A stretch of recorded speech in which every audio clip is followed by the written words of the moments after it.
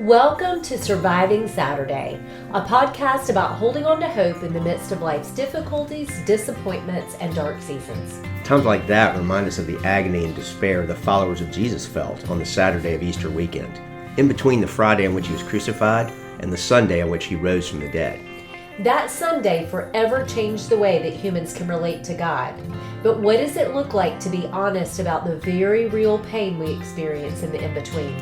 To fervently cling to hope in the God who promised us his peace and his presence, at times when he feels distant or even cruel. I'm Wendy Osborne, a licensed counselor in Charlotte, North Carolina. And I'm her husband, Chris, a marriage mediator, conflict resolution coach, and trauma-informed storywork coach. Join us each episode for authentic conversations about how life not turning out as we'd expected has created the contextual soil for the growth of a tenacious hope in the resurrection and in a God who is still making all things new. Hey there, folks. Wendy and I are excited to be back with you for another episode of the Surviving Saturday podcast. This particular episode we are recording on Friday, actually. It's the Friday after Thanksgiving. And so kind of what's on our mind has been this concept of Thanksgiving and gratitude. Yep. So we spent yesterday cooking, trying to make some old family recipes. It's the time of year where we think about what we're grateful for. Yes. I'm thinking about the family recipes for just a second. What ended up happening was, right as we were sitting down to eat the casseroles we had cooked, I think we'd made one of your mom's, one of my mom's particular casseroles that were special for us at Thanksgiving. But one of our kids called with their partners and wanted to chat and wanted to talk. And so the meal was sort of became secondary because we got a chance to just talk with them and connect with where they were. They're out on the West Coast. Oh, it was so fun. Yeah. It actually did it changed the whole thing. It was like the meal became less central and we got sort of what I was worried we were going to be missing was the kind of family connectional time. But we ended up being super grateful for that. It was so fun, especially out of the blue. Yes. We also think about gratitude in connection with this podcast, partly because the opening music that you heard now is from a song called Bank by the singer-songwriter Bill Maloney. And a couple lines in that song, it's about kind of how to connect in a relationship, even in the midst of frustration, difficulty, and hard times. And the chorus says, don't forget to bring kindness and don't forget to say thanks. And it's their way of sort of putting a little plug in for the significance of gratitude in a relationship. Did you have thoughts about that, Wendy? Is that something you talk about with clients sometimes of, is gratitude an important feature or aspect of a relationship sometimes? So when I think of gratitude and Thanksgiving, I also automatically think of grief and I think of loss. And so it is a big part of a relationship, the gratitude is, and I think so is grief. And so gratitude isn't unto denial, but it is unto holistic viewing of the other and towards the end of redemption. Yeah, I think it can be an important thing to, I would say, to watch out for. It can be easy to lose gratitude. Yeah. The deeper you get into a relationship and after you've sort of got routine and also you've got lots of energy that you're pouring out on, say, kids, you're pouring energy into maybe job or church involvement, community involvement, things like that. And it feels like life turns towards a lot of task management and we got to get things done and what are we doing and where are we going? And I think the reminder to pause and be grateful for the person that you have and for what they're bringing, I think that can be a helpful reminder at times because it's easy to get really hyper-focused on, well, you're disappointing me this way. Yes. You never show up and do that. I always have to do the dishes myself or whatever. Yeah, so to see things more rightly, more wholly. Yeah, it can become a way of rounding out how we're seeing the other person instead of just getting fixated on you drive me nuts because you don't do this or you don't remember this. As a way of restoring balance, it can be helpful. There's a lot of talk out there actually about gratitude journals. People have talked about that sort of thing as well. In fact, we did that Do you remember that? We did that about a year and a half ago in sort of a time when we were doing some couples counseling ourselves. Had kind of come into a bit of a hard patch for us, and it was helpful, I think, for us to sort of rewrite that balance a little bit. Oh, yeah. That? Yeah. Every evening, we try to close the day with 3 things that each of us individually could find gratitude for in the day. And there's actually a famous TED Talk out there by a guy named Sean Achor, and he's talking about how, just the brain science of this, how basically you can rewire your brain to be a little bit more on the optimistic or positive side, that gratitude can kind of help even out some negative thought loops that we get stuck in. Does that resonate at all, when the idea of gratitude as an antidote to negative thought loops, thought patterns, stuff like that? Yeah, I think it can be very helpful.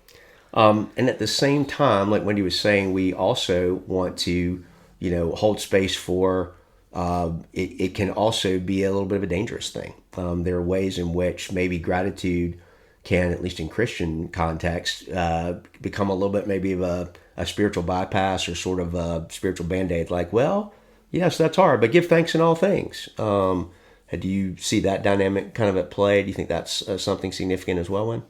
Well, I see it and I feel it, though. I feel it in my own heart, in my own body, in my own life. Yeah. Yeah. Like you couldn't, as we were even talking about this podcast content, it was tough to settle into just, let's only talk about gratitude, because it felt kind of not complete, not whole. Like there's in a way, it's difficult to think about gratitude for us right now without thinking about grief also. Why do you think that is? Well, I think partly for a lot of my life, I closed my heart to grief and to sorrow because I didn't know what to do with it. Yeah. And I didn't know how to feel it. And I felt a lot of shame over it. And so as I closed my heart to that emotion and numbed myself out from feeling it, I also sealed the door against gratitude and against hope, and even in some ways like a really genuine love.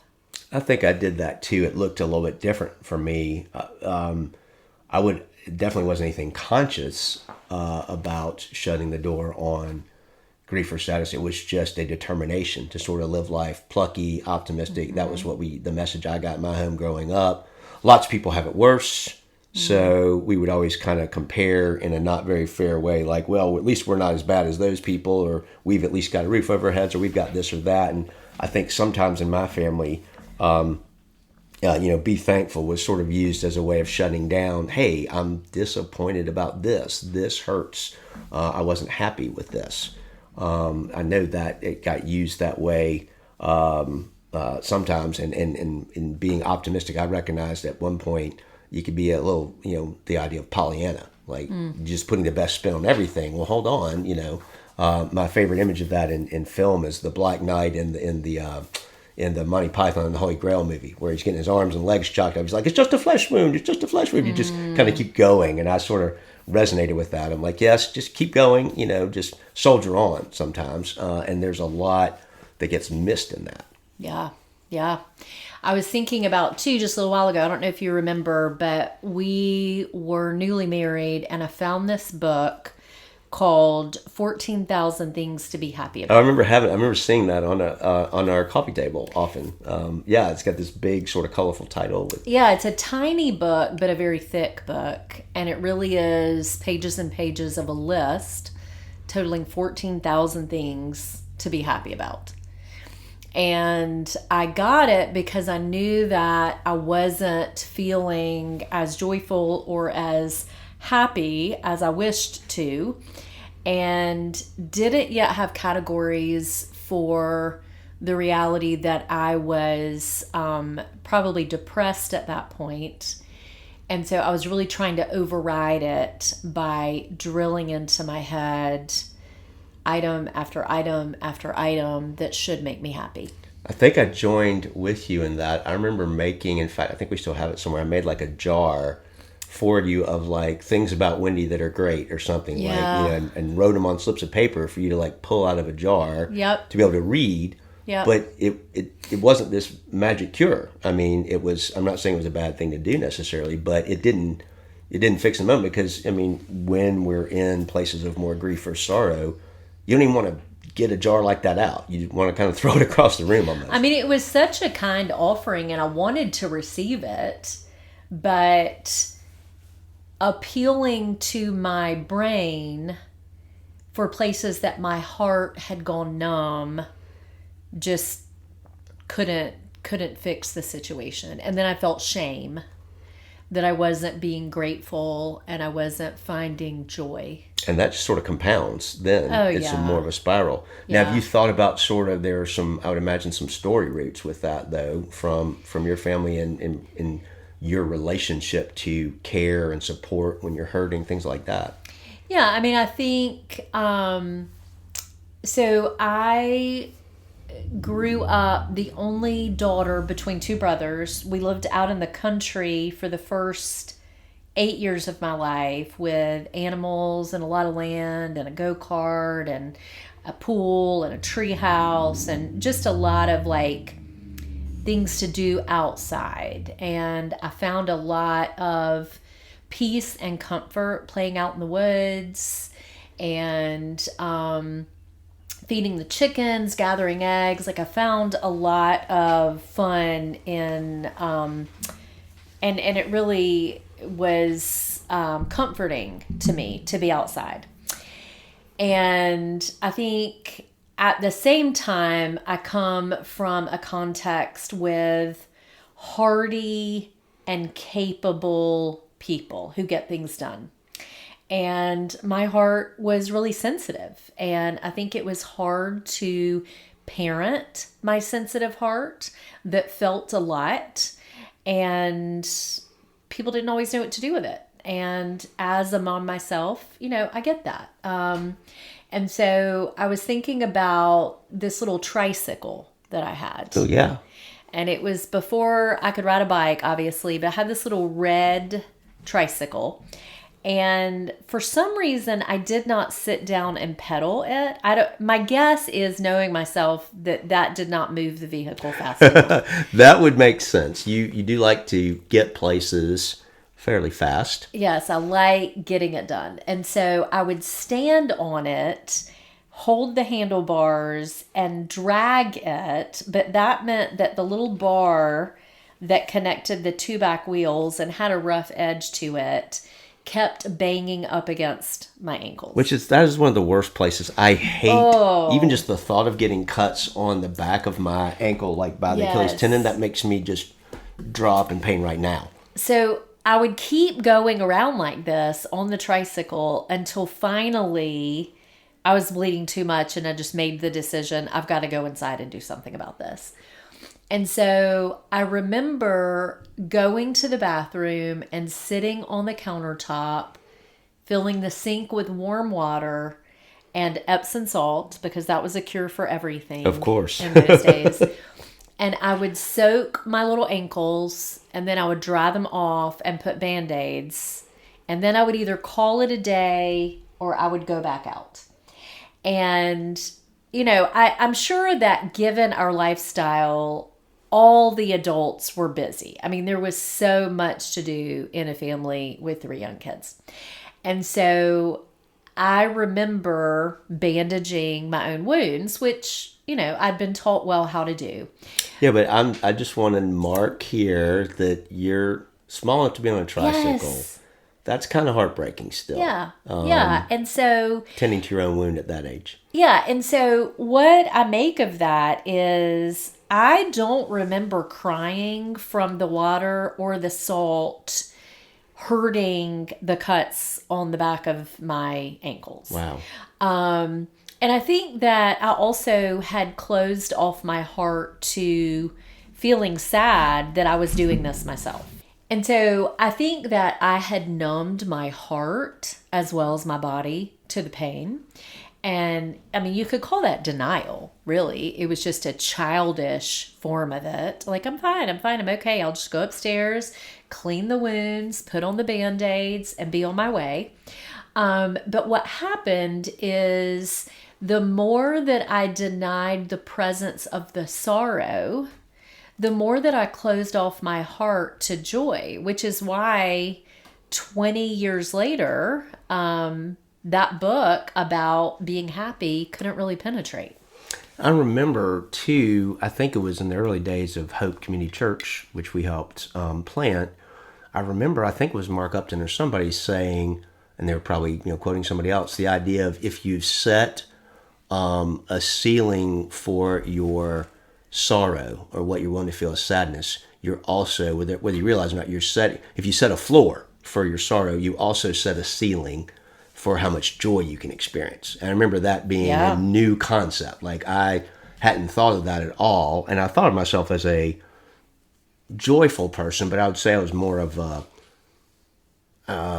determined to be happy person, kind of, but not to, you're not going to see me sweat. I'm going to have a smile on my face no matter what comes. In fact, I one time processing some of my grief from some of my early family trauma, I remember writing a song and saying I had to put on that face again, the one that says I'm happy, to all my friends. Like, I learned that at a young age of you can't let people see, the pain that's really going on. So perform. So be really successful. Achieve. That was the way I kind of anesthetized and dealt with it. Well, I've got these accomplishments, so that pain and that loss doesn't resonate as much, or that won't be how you define me. I think that was a big piece of how I carried it. Yeah. And there's no limit to the ways that the world invites us to deny the sorrow and the grief. We've got shopping, we've got entertainment, we've got addictions. We've got busyness. There's no end to the opportunities to deny the pain and put on a happy face. We were talking about that when we were thinking about this podcast, and I know one of the places I go when I am feeling disrupted or disappointed or frustrated is I will try to research my way out of it. I will try to find an answer, there's got to be some solution. There's got to be some technique I don't know yet, some book I haven't read yet, some answer is out there that will help me solve this. And I think that's storied for me as well. I remember growing up, and I'm age 9 or 10 when my parents' conflict in their marriage is just reaching a crescendo, and I'm a combatant. I'm involved in it. And there's part of me that I was drawn into their combat and asked to have something to say, and I wanted to fix it. And I remember it's about that same time I read the Encyclopedia Brown book series. Encyclopedia Brown was my hero as a kid because he's good. Encyclopedia Brown, boy detective. He's 10 years old. And can solve anything. And his dad, the Chief Brown, would come home and talk about this, adult crime and tell the story over supper. And the whole idea was Encyclopedia would have it solved by dessert. Oh yeah, he nothing was out of his league. And then he's out there doing it for his friends as well.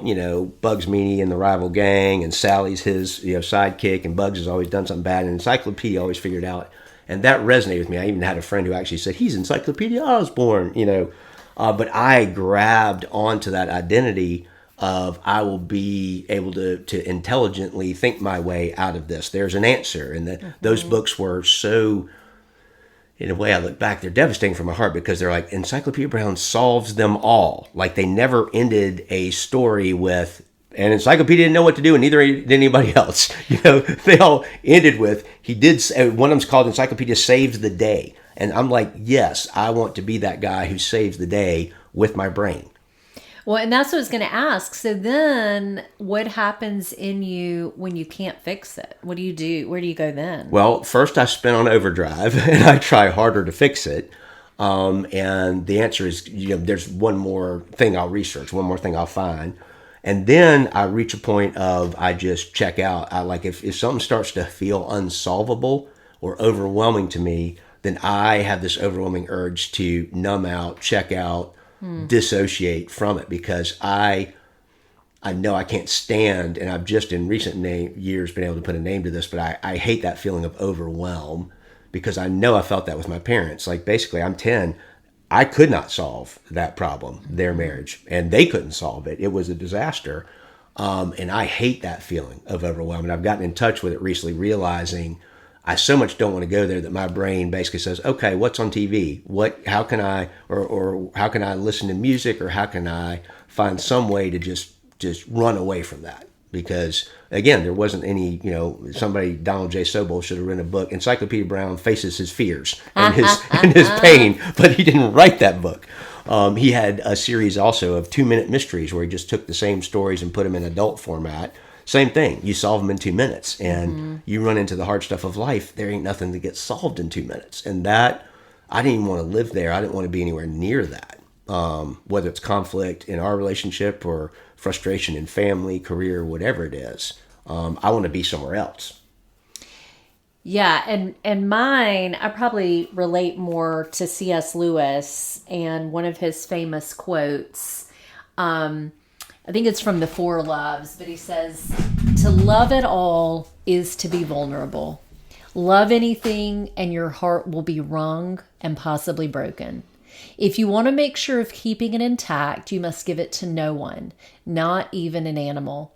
Wrap it carefully round with hobbies and little luxuries. Avoid all entanglements.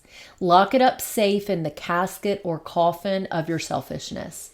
But in that casket, safe, dark, motionless, airless, it will change. It will not be broken. It will become unbreakable, impenetrable, irredeemable. To love is to be vulnerable." And I think for me, with pain and sorrow, I learned early the best way to deal with it was to just go be alone. And so that means that it's very hard to venture out and give my heart to someone else when it's feeling pain, or on the flip side with vulnerability, it's feeling hope, or it longs for love. Yeah. And so to come out of that place of aloneness and to be vulnerable and to be open to connection and open to hope is often the scariest thing I do. Yeah, and I think this is where God had some, clever design, although it's been felt frustrating at times, but in connecting us and bringing us into each other's lives, because I didn't know that was all what was beneath the surface for you, and I'm Mr. Happy-go-lucky, positive, optimist, whatever. I think when we ran into our disappointment and these deep feelings of sorrow and pain, and my positivity could not fix it, couldn't overwhelm it, it had to introduce me to, what am I going to do with pain? What am I going to do with sorrow? It's in there. I've done that sort of locking away as well. I remember during that early stage of our marriage that you were talking about a little bit, I remember a song that was powerful for me was a song by the band Caedmon's Call. And there's a song called Petrified Heart. And the chorus was, when did my heart get so petrified? When did it get so afraid to love? When did it get so hard to feel? And I remember that resonating with me, even as I was just beginning to consider this idea that what I mask with a smile is really a heart that's in danger of going, just petrified, solid, locked away. And in that song they say, strike this stone with your rock, I'll take the blow until your living water begins to flow. Like basically the idea of, it's going to take a touch of the divine in some way to Jeremiah, I think the Bible talks about, I will exchange your heart of stone for a heart of flesh, which sounds great and delightful, except for the fact that what does it take to do that? It takes these blows. It takes actually, something to pulverize, to bring softness back. You had some thoughts, I think, from, there's a good book that we've been reading, Francis Weller's The Wild Edge of Sorrow. Did you have a quote from that you wanted to share? Yeah, this is a long quote. It's about a page and a half, but I think it is well worth taking in. This is Francis Weller. Bringing grief and death out of the shadow is our spiritual responsibility, our sacred duty. By doing so, we may be able to feel our desire for life once again and remember who we are, where we belong, and what is sacred. I wrote this book for a number of reasons, most notably to restore soul to grief work and grief to soul work. I feel grief has been colonized by the clinical world, taken hostage by diagnoses and pharmaceutical regimes. For the most part, grief is not a problem to be solved, not a condition to be medicated, but a deep encounter with an essential experience of being human. Grief becomes problematic when the conditions needed to help us work with grief are absent. For example, when we are forced to carry our sorrow in isolation, or when the time needed to fully metabolize the nutrients of a particular loss is denied, and we are pressured to return to normal too soon. We are told to get on with it and get over it. The lack of courtesy and compassion surrounding grief is astonishing, reflecting an underlying fear and mistrust of this basic human experience. We must restore the healing ground of grief. We must find the courage once again to walk its wild edge. Grief is always, in some way, accompanying us. There are times when the presence of sorrow is acute. A partner dies, a home turns to ash in a fire, a marriage dissolves, and we find ourselves alone. These seasons in our lives are intense and require a prolonged time to honor what the soul needs to fully digest the grief. Sorrow is a sustained note in the song of being alive. To be human is to know loss in its many forms. This should not be seen as a depressing truth. Acknowledging this reality enables us to find our way into the grace that lies hidden in sorrow. We are most alive at the threshold between loss and revelation. Every loss ultimately opens the way for a new encounter. In turn, by restoring grief to soul work, we are freed from our one-dimensional obsession with emotional progress. This psychological moralism places enormous pressure on us to always be improving, feeling good, and rising above our problems. Happiness has become the new mecca, and anything short of that often leaves us feeling we have done something wrong or failed to live up to the acknowledged standard. This forces sorrow, pain, fear, weakness, and vulnerability into the underworld, where they fester and mutate into contorted expressions of themselves, often coated in a mantle of shame. People in my practice routinely apologize for their tears or for feeling sad. Okay, there is so much in there that I'd like to unpack. Maybe just ask you a few questions about some of that. So can you speak to the idea of grief being taken hostage by diagnoses and pharmaceutical regimes?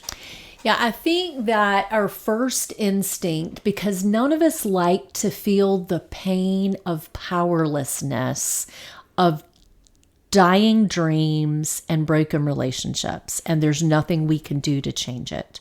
And so we would rather diagnose each other as depressed, even in more of a spiritual sense, idolatrous or vain. But I think that unless grief is allowed to run its course in the presence of kind, empathetic, wise community, then it has a great propensity to stagnate into depression or to grow into anxiety.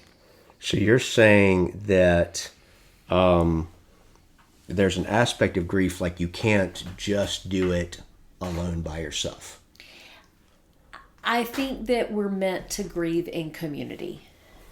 Yeah, and Adam Young talks about that a lot on his podcast, I know. And this idea of carrying our sorrow in isolation that Weller talks about. There's something about that. You're trapped just with yourself, just in your head. I know I've experienced that. And whereas when you can name something to somebody else, and there is kindness, and there's a I hurt with you in that. Well, and I think it's because of what Weller said too, that we often cloak our suffering and our grief in shame. That there's something we've done wrong to either experience the suffering in the first place or to not be able to rise above it and feel happy. Like it probably has something to do with the way that you described yourself as being a plucky optimist early on in life. And I think that shame is best dispelled when there is the kind, compassionate, and understanding care of a person who has been there. Yes, the idea that they've been there, your feelings don't make you crazy. Yeah. The fact that you are feeling this loss, the fact that you felt hurt or shame or pain, doesn't make you bad. It actually makes you human. Makes you relatable. Human. Yes, it makes you human.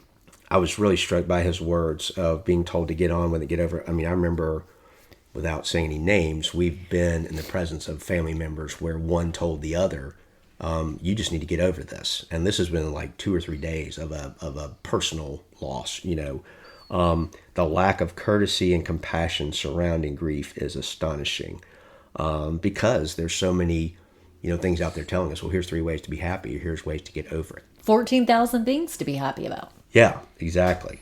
So what do you think it looks like to, as he says, restore the healing ground of grief and to find the courage to walk its wild edge? Can you say something about what do you mean, or what do you think that means? Well, I mean, I think for me, who found a lot of solace in being alone and tending to my own pain, both physical and emotional, it takes a lot of courage for me to venture out of isolation into the presence of another, share my sorrow, and trust that it will impact them in a way that will fruit out in care for me.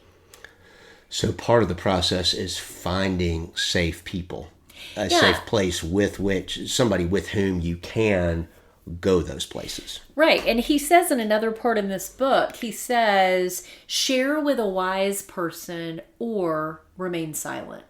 Like, it's not our deepest pains and our deepest grief edges are not meant just to merely be shared. Yes. They are meant to be shared with someone who knows what to do with them, who has lived their version of a dark night of the soul, who has found Jesus coming close to the brokenhearted. Yeah, and I think I've had an experience recently, and only really in recent years, maybe had tastes of it before that, but of a group of people gathered, and part of it's been gathered for the same purpose. We're processing trauma, we're processing pain from childhood that we maybe never gave full voice to. We had plenty of ways to make it, it wasn't that bad, my parents did their best, look how, in my case, my mom got us out of this horrible conflict situation, but there's so many ways of shutting down and covering over pain that was experienced, that my body actually went through, and that my body actually, it's a weird concept when I first heard it, but I get it now, my body remembers, and my body sort of kicks into reacting certain ways because it's been there before. And the power of sitting and letting my feelings come out, and somebody going, of course, that was awful, overwhelming. Of course you felt anger. Of course you didn't want to feel your feelings anymore. We feel that with you and on your behalf. And a lot of times the thing that was transformative for me, those who know me will not find this surprising, but I tend towards an excess of words, and I want to put words around things. And one of the most powerful transformative experiences I've had in the last year or two is being in these groups where people are just sitting silent and giving me and showing me compassion in their faces. And I can tell they hurt with me, and they're so far from putting some kind of spiritual Band-Aid on it and saying, well, but be thankful because it made you really strong. Be thankful because you learned how to be, resilient. I kind of bristle a little bit when I hear, I remember hearing somebody, not a close friend, but somebody, talking about the effects of divorce on a kid. And he said, well, kids are pretty resilient. And I felt something in me just cringe. I'm like, yes, and I don't want to deny that. And they still take hits. They still take wounds. They still take hurt that may affect how they show up in life later on. And I wonder if when you talk about sitting in these groups and not being met with scriptural admonitions to be grateful, or to feel better. You are instead being met with the physical nature of the goodness of God. Yes. So you're being shown rather than told. You're having people say, come and bring it. We will not break a bruised reed. We will not snuff out a smoldering wick. Without saying that, they're doing that. The way they're embodying that, yeah, which it gets at the ideas that Kurt Thompson, I know, is writing a lot about these days as well, how we heal in community, where we are the body of Christ to one another. It's another note that Adam gives a note to. You had a story that was related to that about Joni Eareckson Tada. Did you want to mention that? I'll close with this, but years ago, I got to hear Joni Eareckson Tada's pastor speak. And for people that don't know Joni, she's a very famous woman who became a paraplegic when she was 16 in a diving accident. And she is a prolific author and speaker. And her pastor spent a lot of time with her when she was in the hospital for months following the accident. And she was in traction, and she was in deep, deep grief over the fact that as a teenager, she was being told she would never have voluntary use of her body below her neck. And she became a painter. She became an author. I got to watch her paint one day. Like, she's a remarkable woman. But her pastor went on to write a book on suffering, which is a fabulous book. I can't remember the name right now.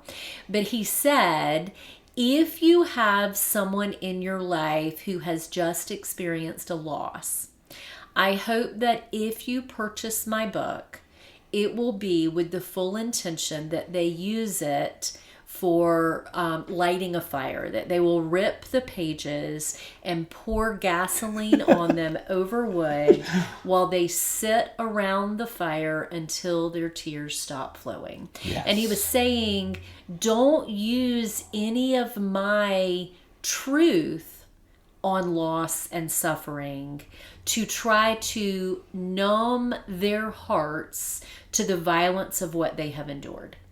Instead, let them weep and use my words as firewood, as fodder for the flames.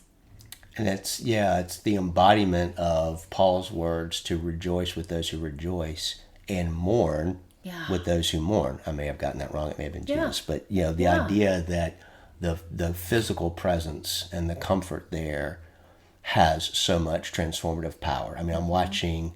in various contexts, I'm watching men experience that. Like a bear hug from a brother is doing actual restorative soul work. Yes. Meeting this deep need for connection and being seen and held, which I would have denied that I had. I would have said, no, I figured out how to get by without having a dad. I got through that all right. I'm strong. I'm the man of the house. I'm independent and all that. And it was a front. It was another way of putting on a mask, putting on a face.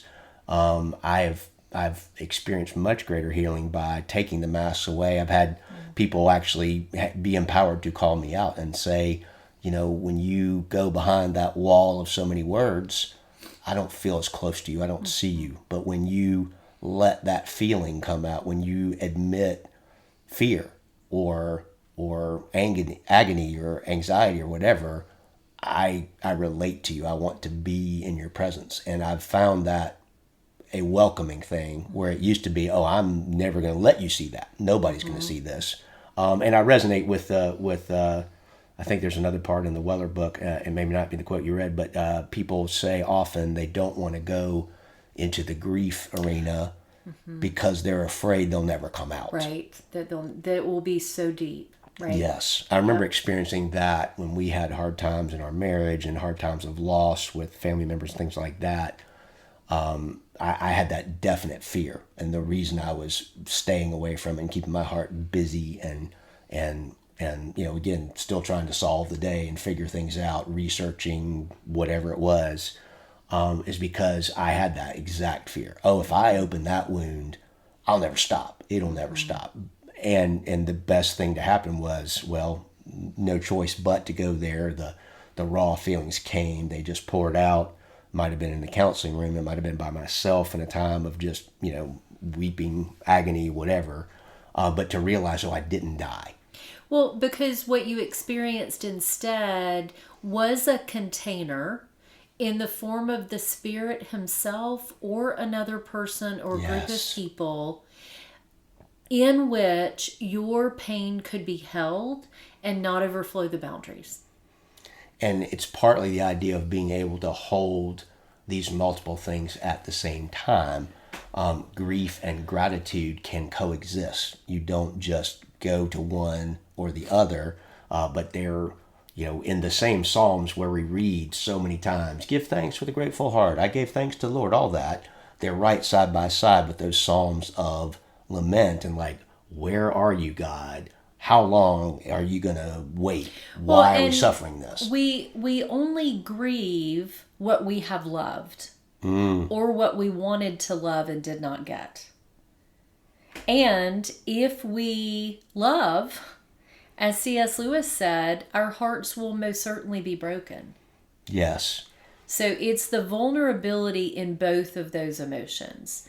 I don't grieve in generalities. I grieve the specifics of what I have lost or what I have not received that I deeply desire to get. And I think that translates across a lot of things. I'm thinking of things that our society is dealing with, political chasms, racial divide, differences, things like that. The only thing that's changed my heart on any of that, and I think made it more receptive to an understanding of different people's experience, is grief, is having access to their grief and hearing what they've been through and really just grieving what's going on that I missed or that we didn't have any understanding of, which is probably a whole nother podcast topic. So I think that's probably enough for our episode on this topic. It will be a theme that we'll come back to. Yes. Though, is how do we hold, honestly, how do we make space for the full range of emotion and bodily responses that going through life brings us. If you hear us say nothing else on this podcast, we're going to talk a lot about what does it look like to honestly access and wrestle with those emotions and learning, and maybe learning from us and how we've, different ways we've dealt with things, but how to catch yourself before you short circuit the feeling process, the grief process. And that's something that we are extremely grateful for, that we've had both people who've demonstrated it to us and shown it to us, and that's something we hope we can pass on to folks that we get to sit with as well. Being a safe place for whatever you got, whatever you bring is something we can work with, because God is, what's another lowest quote? God whispers to us in our pleasures, but he screams at us in our pain. Or what's that? He's inviting us when we're feeling pain, when things are not going well. That's an invitation that we can bring that to God, and he is a faithful caregiver, and he can be that safe container, and maybe we as the body can learn how to be better conduits of that for him. Amen. Amen. See you next time. The Surviving Saturday podcast is brought to you by Nurture Counseling PLLC, a counseling, teaching, and training center based out of Charlotte, North Carolina. We help families flourish one story at a time. Nurture Counseling provides counseling intensive for couples, conflict resolution coaching, story work groups, seminars, workshops, and retreats to provide a safe and welcoming context for exploring the agonizing experiences of pain, brokenness, and evil that disrupt our lives, and that God often uses to nurture deeper trust and intimacy with him and with each other. You can find us online at www.nurturecounseling.net.